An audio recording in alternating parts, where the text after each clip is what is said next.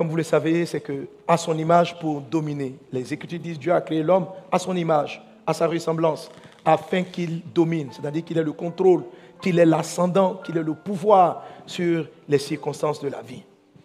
Et entre autres choses que Dieu veut que tu domines, ça veut dire Dieu veut que tu domines tous les trésors qu'il a cachés pour toi dans des personnes, en toi-même. Dieu les a cachés. Je disais le dimanche dernier qu'il y a des choses dans le monde invisible que nous ne percevons pas, que nous ne savons pas. La Bible en parle. On a des flashs comme ça dans la parole de Dieu. Mais il y a des réalités auxquelles les humains sont confrontés. Et Dieu nous a donné son caractère. Car quand Dieu dit créer un homme à notre image, ça veut dire que Dieu a créé l'homme avec le caractère de Dieu. L'image de Dieu, c'est son caractère. La ressemblance, ce sont les œuvres de Dieu. Amen. Donc ressembler à Dieu, être à l'image de Dieu, c'est être comme Jésus était.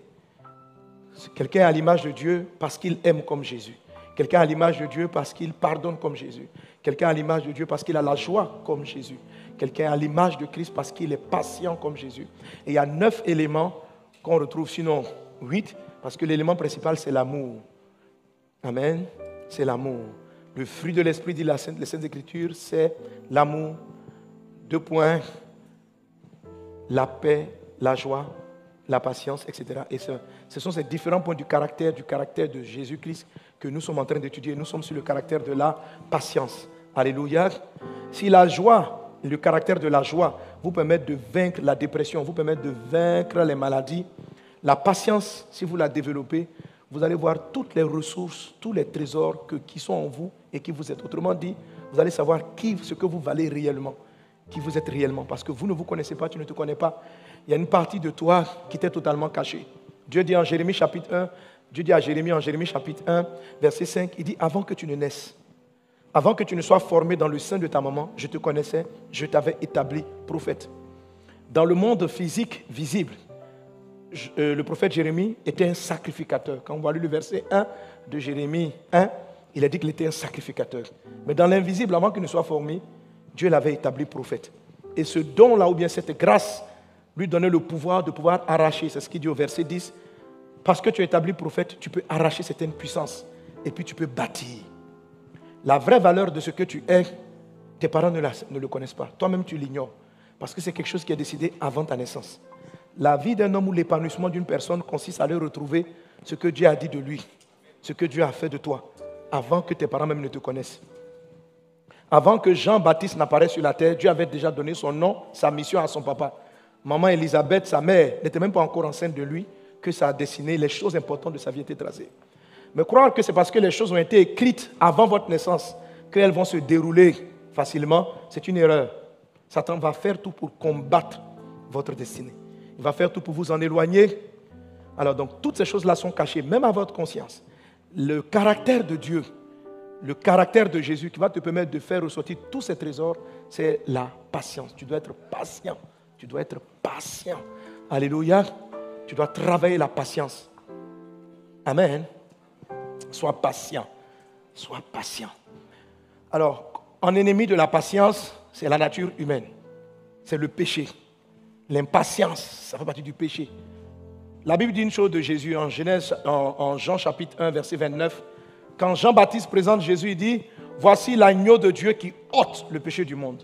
Souvent les chrétiens oublient, on voit que Jésus seulement, on pense que Jésus efface les péchés. Jésus n'efface pas, Jésus enlève le péché. Jésus enlève. Jésus transforme quelqu'un d'impatient, de coléreux en quelqu'un de doux. Jésus enlève les défauts. Les défauts ne sont pas des caractères figés. En Christ, on change. En Christ, Jésus enlève.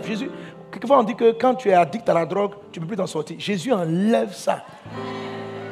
Il y a plusieurs personnes qui étaient venues me voir, qui m'ont dit, pasteur, j'ai des problèmes avec la cigarette, je n'arrive pas, je ne peux pas ne pas fumer. Et un monsieur, un jour, était venu me voir, je faisais du vélo. Et puis, il est venu me voir.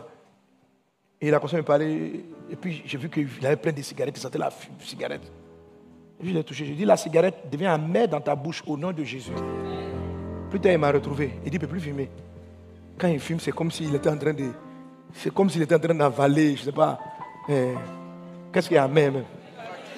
Nivaquine. Est-ce qu'on fait Nivaquine encore? Voilà. Dieu enlève les défauts. Dieu enlève. Donc ne croyez pas qu'il y a un caractère négatif qui est figé. les défauts, c'est la paresse. Il y a des gens qui sont paresseux, tu dis ta vie. Non, non, non. Jésus est venu ôter, pas effacer seulement, mais ôter même le péché.